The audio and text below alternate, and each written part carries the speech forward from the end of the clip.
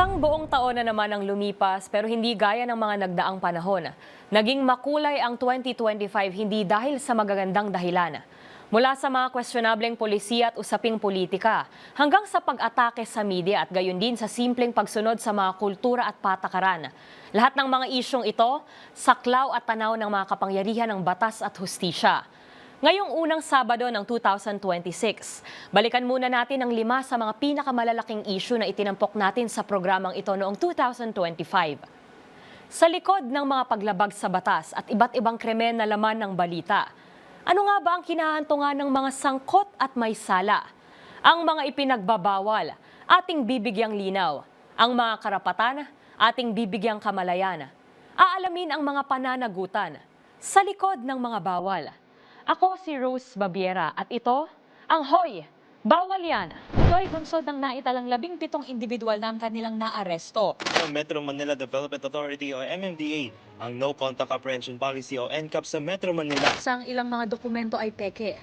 Hindi rin legal ang employment na ipinangako sa kanila. Sa mata ng batas, mananagot ang sangkot at may sala. Dahil sa bawat paglabag, may karampatang parusa. Alamin ang mga pananagutan sa likod ng mga bawal. Dito sa Hoy! Bawal Yan! Una sa ating listahan ang flood control scandal sa mata ng media. Setyembre nang umingay ang pangalan ni Leyte 4th District Congressman Richard Gomez nang akusahan nitong bayaran umano ang media. Ayon sa kongresista, simula nang makaladkad ang kanyang pangalan sa kontrobersya dahil sa mga paratang ni Matag-Ob Leyte Mayor Bernie Tacoy, ay sabay-sabay siyang pinutakte ng media. Bagay na para sa kanya isang malinaw na pag-atake. Sa tindi ng emosyon, pinahiya ni Gomez sa social media ang mga journalist na gusto lamang siyang makapanayam tungkol sa issue. Balikan natin ang panayam kasama ang mamamahayag na si Mr. Leo Laparan II. Unang-una, Rose, sa totoo lang, it's very off, no? Yung naging reaction ni Mr. Gomez dahil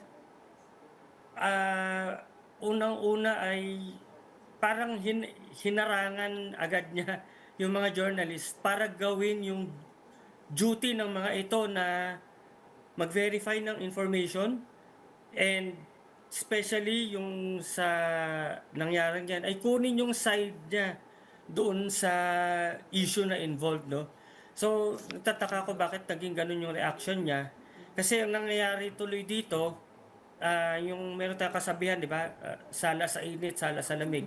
So pag hindi kinuha ng journalist yung side nung dapat yung source na dapat na kunan niya ng side, may nasasabing hindi maganda ang mga tao sa mga journalist. Pag kinuha naman ngayon yung side ng source na dapat kuhanan ng side, meron ding nasasabing hindi maganda. So ang nangyayari diyan, ang hirap, saan ba lulugar ang mga journalist, oh? Pero yun nga, yung mga ginawa na yun ng mga journalist na in-approach siya para kunin ang kanyang panig ay tama naman at yun ang nararapat, no? Kasi nabanggit ang pangalan niya, so kumbaga na idikit siya doon sa issue, may marapat lamang na kunin yung side niya. And well, siguro baka lang hindi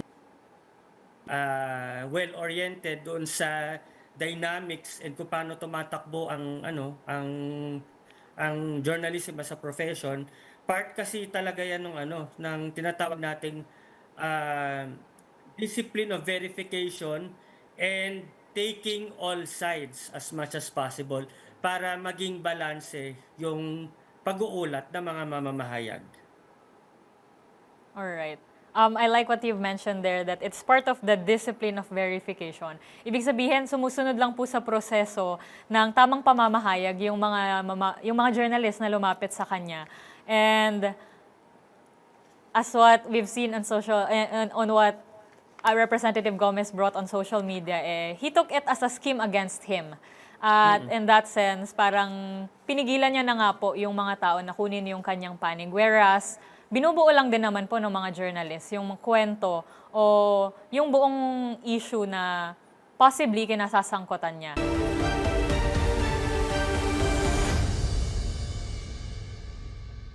Bago maitalaga bilang kalihim ng DPWH, unang inatasan ni dating Transportation Secretary Vince Dizon ng Land Transportation Office o LTO na paghandaan ang nooy planong pagpapatupad ng tinawag nitong shame campaign. Sa ilalim ng programa, ibabalandra ang pagmumuka ng mga pasaway na motorista sa social media, kasama ang kanilang mga nilabag na batas trapiko, para sila ay magtanda. Nagugat ang kampanya ng mag-viral nitong Agosto ang pagsagasa ng isang motorista sa isang traffic enforcer na tumangkang humuli sa kanya. Ang biktima, ilang minuto nang nakasampa sa hood ng sasakyan, pinagmumura pa ng suspect. Maganda man ang hangarin, pabor nga ba rito ang Commission on Human Rights? You've mentioned this at the beginning of our conversation, Attorney. Kung ano yung katayuan ng CHR pagdating dito sa mga kampanya na ito, sa mga inihahaing panukala when it comes to punishing the perpetrators. Uulitin ko lang po kung ano po ba yung katayuan ng Commission on Human Rights dito sa isyong ito.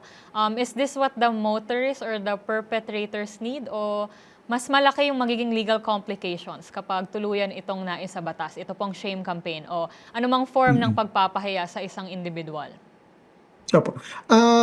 Ang para po sa amin, kung ang purpose lang po talaga ng paglalathala ng pangalan ay para pahiyain yung tao in the hopes na hindi na niya uulitin yung crime, baka po hindi ito gaanong malaking impact para ma-achieve yung purpose. Pero kung ang magiging policy po nila ay unang-una striktuhan yung pagbibigay ng driver's license, talagang susuriin ng maigi yung capacity or yung qualification ng tao na bago ma-issue ng driver's license. Ito po ay ma-avoid yung mga insidente na ganito. Kasi pagka well-trained yung ating mga drivers, hindi po siguro magkakaroon ng ganyang mga violations, grave violations na tinatawag. Pangalawa po siguro, mas maganda kung talagang hihigpitan po natin ang implementation ng mga batas trapiko. At bigyan kaagad ng i-penalize po kaagad. And siguro lastly po, dahil po yung pagkakaroon natin ng driver's license is just a privilege given by the government, ang ano po dito is kung magkaroon po ng violation, if it's a minor violation, baka pwedeng isuspend muna yung privilege ng driver's license, and pagka-grave po siguro, i-revoke na yung driver's license. Pwede po kasing gawin ng DOTR yon dahil yung pag-grant po ng driver's license is a privilege, hindi po ito karapatan ng mga mamamayan.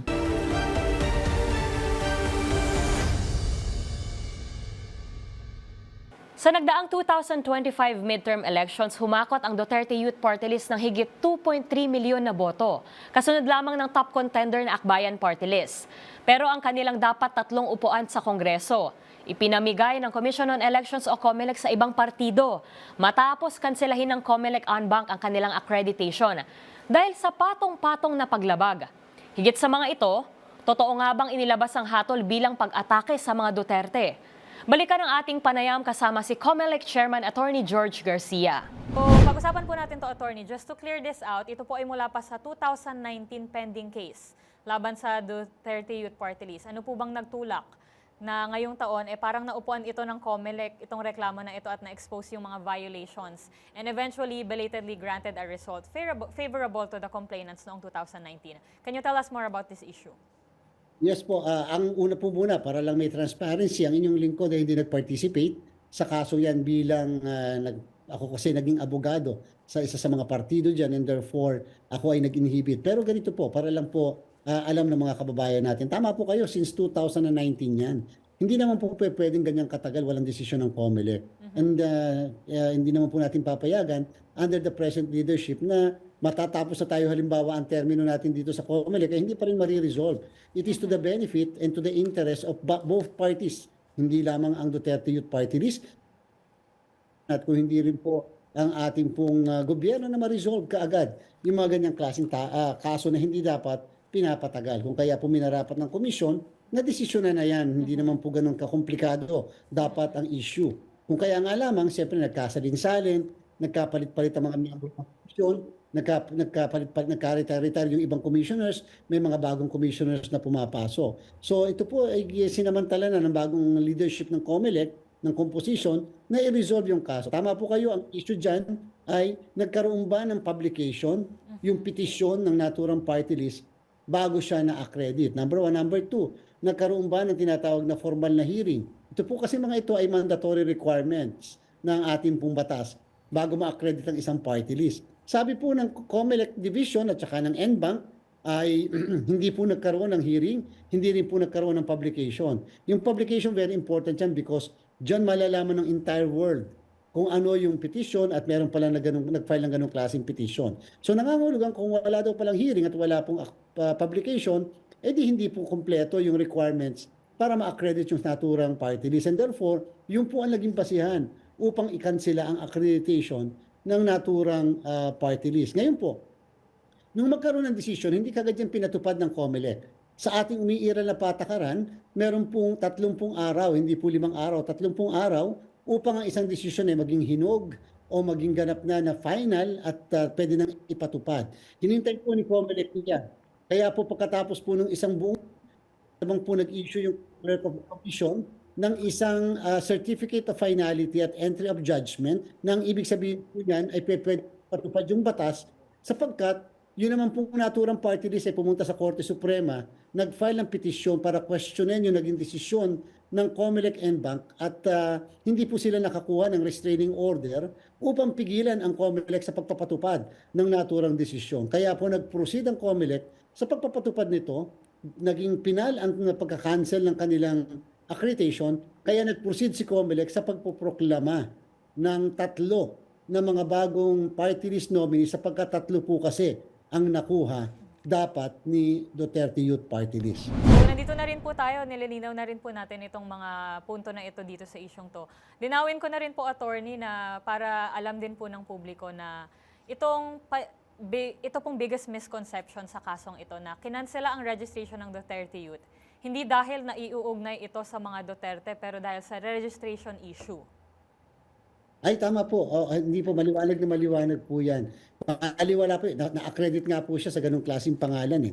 So wala pong issue doon, wala pong problema doon. In fact, nakapag-participate ng ilang halalan. So hindi po naging issue yung tungkol sa tinatawag na may nanggaling o parang may pangalan kasi na gano'n. Hindi po. Wala pong ganung issue. Talaga lang pong nakita mismo yung defect na yon na mandatory requirement. So para din pagka kayo ay magpapakasal, pagpapakasal pagkatapos wala palang legal age. So kahit ituloy ng kasal, kahit pa sa isang simbahan, sa pari yan, nagkaroon ng pagsusuot ng mga singsing, etc. Kung wala naman palang sapat na edad, yung ikinasal, kahit na nagsama at nagkaanak, baliwala ang kasal from the very start.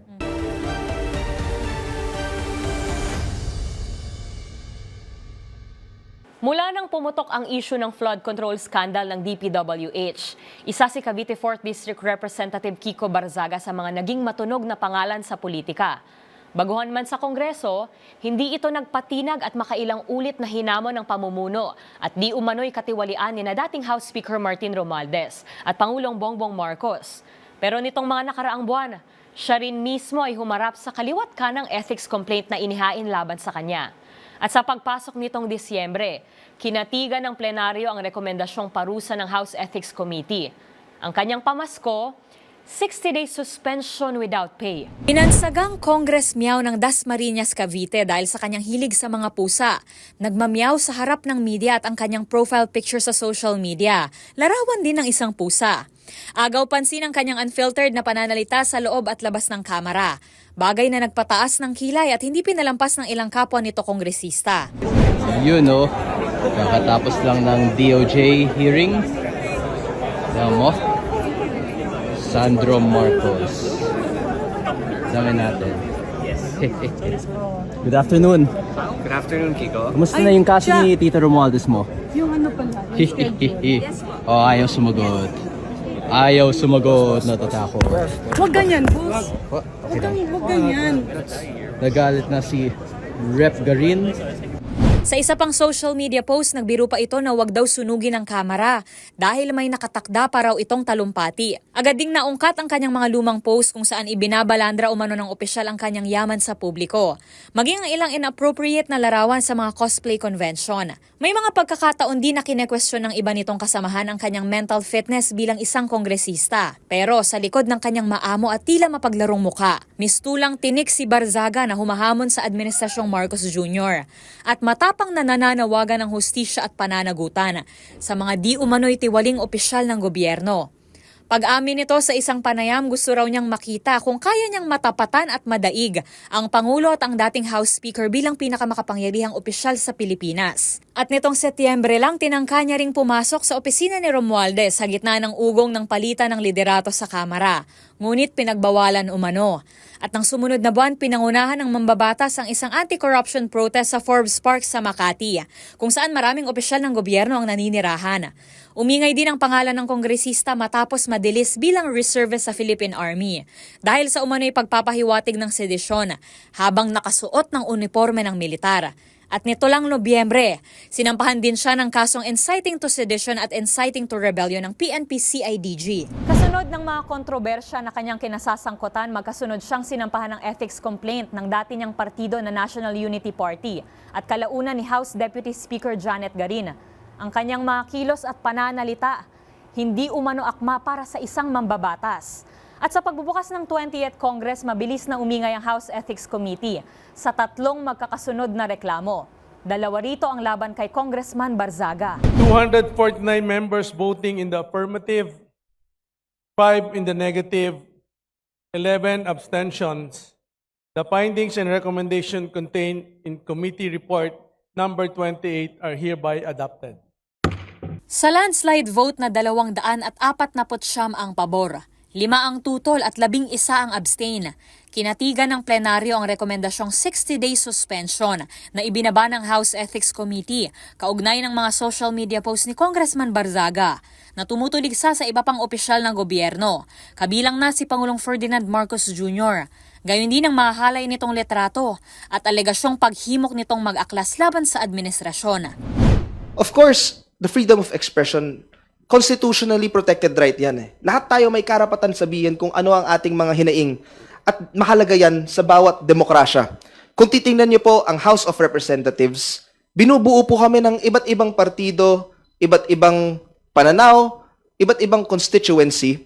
Ngunit, bagamat may mga pinagkakaiba kami pagdating sa pananaw, kami po ay professional pagdating sa isa't isa at meron po kaming respeto sa institusyon, pati po sa mga proseso. Ang House of Representatives, wala po sa amin kung meron kang oposisyon or kung hindi ka sumasang-ayon sa pamahalaan. Hindi po yan problema dahil karapatan po natin yan. What we are disciplining is conduct on becoming of a member.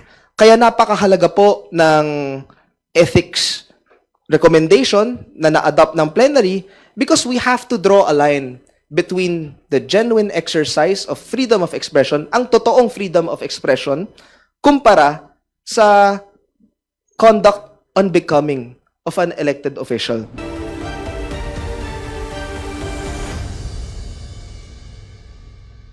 At panghuli sa ating 2025 wrap-up, agaw atensyon sa social media ang kontrobersyal na pagharang ng Dubai Immigration sa Pinoy content creator na si Kier Garcia o mas kilala sa tawag na Fokerat. Ayon sa kanya, hinarang siya ng immigration dahil sa identity mismatch sa kanyang passport. Pero sa kwento ng ibang kasama, dahil naman daw ito sa national security concerns. Kung tatanungin ng isang immigration consultant, paano nga ba dapat timbangin ang nangyari kay Fokerat? Narito at balikan natin. With all these different takes, kayo po personally, Sir Randy, ano po bang take natin dito sa issue na ito? Ang bigat bigat nito nangyari kay Fokerat na to, no? Hindi ko masabi yung pangalan niya. But anyway, to make it pass, short and pass, para sa akin may 6 na aspekto. Okay. Number 1, offload ba tawag doon or deny entry? Number 2, national security. Kasi sinasabi niya, sinisigaw lagi, it's about national security. And then, number 3, false identity. Kasi hindi nga siya yung naandun. And then, number Number 4, yung third sex, ano? Actually, meron akong note dito, no? And then number 5, yung blacklisted niya. And number 6, yung mga nilabag niyang batas, yung Emirates law and culture. And, well, sagutin ko yung siguro, diretso ko na, no? Sige po, sir. About their sa offload and deny pa. Actually, hindi offload ang tawag doon. Maliwanag yun, hindi offload. Kasi nakalabas siya ng Pilipinas, ano? And pagdating doon sa Dubai, na-deny siya. Deny entry siya. Nung araw pa, meron ng ganyang pangyayari. Kung natatandaan nyo, yung panahon ng Japan na nagpapadala tayo ng talento, nagpapadala tayo ng entertainer, sumikat yan sa litang yan. Kasi paglabas ng Pilipinas, makakalusot, pero pagbalik dito sa, paglabas ng Pilipinas, makakalusot, pagdating sa Japan, nahaharang, nadi-deny, pababalikin ng Pilipinas. So, ang tawag dyan is A to A. Airport to airport. Kaya kung sabi nila, yes, tama yung sinasabing deny kasi na-deny entry. Pero pag pinagsama mo yung dalawa, ang tawag is airport to airport. Ito pong nangyari talaga kay Fokerat ay pwede nating tawagin na airport to airport kung saan nakalabas man sa bansang pinanggalingan hindi naman natanggap o pinabalik dun sa bansang kanyang pinuntahan. Tama po ba? Yes, mas kilala yan sa tawag na A to A. Himayin lang din po, i-base ko na rin po ito doon sa 6 points na nabanggit ninyo. Doon naman po sa usapin ng national security na paulit-ulit po na ina-explain ni Queen Hera, yung isa po sa mga kasama niya doon, na yun po yung sinasabi ng mismong mga officials or immigration officers sa Dubai na it's all about national security. Saan po ba nanggagaling na national security yung parang ikinakabit doon sa pangyayari o doon kay Fokerat? Alam mo, no, ang bigat ng salitang national security. Ang masasabi ko dyan swerte si Fokerat, wala sa loob yung pagsasabi ng immigration na national security. Kasi may kaduktong yung national security threat. National security threat. Pagka sinabi mong national security threat, dito sa community, sa intelligence community, doon sa mga nakakaintindi, ang unang papasok agad dyan is, itong, ano ba si Fokerat? Spy ba siya? Di ba? Mabigat masyado yung salitang national security threat. Swerte siya, hindi Kasi kung talagang siya ay isang national security threat sa bansang UAE, baka hanggang ngayon nakakulong pa siya. Mabigat yung kaya definitely it's not about national security threat Dahil kundi nakakulong, baka nag-uusap ngayon gobyerno sa gobyerno na natin, gobyerno ng Pilipinas sa gobyerno ng UAE. Sa ibang bansa maiduktong ko lang pagka about national security threat, lalo sa sabihin natin yung may higpit, Korea, China, ang penalty diyan worse minsan death penalty. Pagka masyadong mabigat yung nasangkot ka o talagang natag ka as ikaw ay national security threat, minsan death penalty ang nagiging hatol dyan. So definitely it's not about national security threat. Yes. Maganda rin po na nalinaw yun kasi ngayon po humaharap ito ng pangbabash at mga backlash si Fokerat dahil nga po dun sa nabanggit na yun po yung paulit-ulit nilang naririnig. Pero based on definition-wise at saka sa mga paglabag o mga violation at penalties na nakakabit talaga sa national security, makikita naman natin na hindi po yun yung parang naging experience naman dahil yun nga po, nabanggit nyo, maswerte quote-unquote si Fokerat na ang naging resulta lang nung mga nang yung nangyari sa kanya, pinabalik siya naman sa Pilipinas. Hindi naman po yun nagsisignal na national security kasi sabi nyo nga po, kung national security threat ang turing sa kanya o yung nakita doon sa buong pangyayari, talagang gobyerno na dapat yung nakikipag-usap sa ating gobyerno. Para rin po malinaw sa publiko na yun po talaga yung parang in definition-wise, whatever happened to Fokerat does not really show that it's a national security threat issue.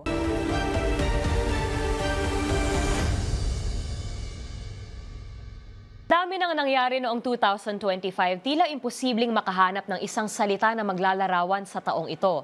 Kung tutuusin, wala pa ang listahan na ito sa kalingkingan ng ating realidad. At karamihan sa mga isyong ito paniguradong tatawid ngayong 2026 at sa mga susunod pang mga taon. At sa lahat ng ito, mananatiling nakamatsyag ang batas. Sa programang ito, mas palalakasin natin ang boses ng batas. Mas palalawigin ang pagpapaalam ng inyong mga karapatan. Sa panig ng batas, bawat isa ay may kakayahang lumaban ng patas. Bawat pananagutan, ating tatalakayin. Dito lang sa Hoy, Bawal Yan! Muli ako po si Rose Babiera ng DZRH TV. Una sa Pilipinas, una sa Pilipino.